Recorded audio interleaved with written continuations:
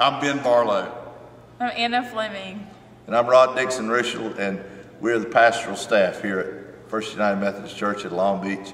We've had a great week of Vacation Bible School, and we want to thank you for allowing us to have your children here to teach them about the love of God, to be in their presence and enjoy them. It's been a wonderful blessing for us as a church to have your kids here this week.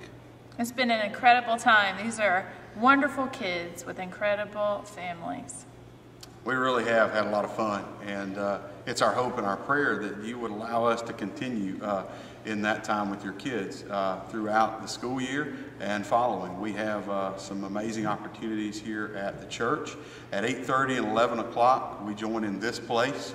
Maybe not with this backdrop, but we certainly do have a great time of worship here at 8:30 and 11 o'clock on Sunday mornings. Also at 9:45, we offer a children's Sunday school program, which is top-notch, and we've got some great volunteers there who have been working with your kids throughout Vacation Bible School, and we would love to have you bring them and allow us to continue to teach them and to love on them in the love of Christ. And also we have a fairly new opportunity at the University of Southern Mississippi's Gulf Park campus.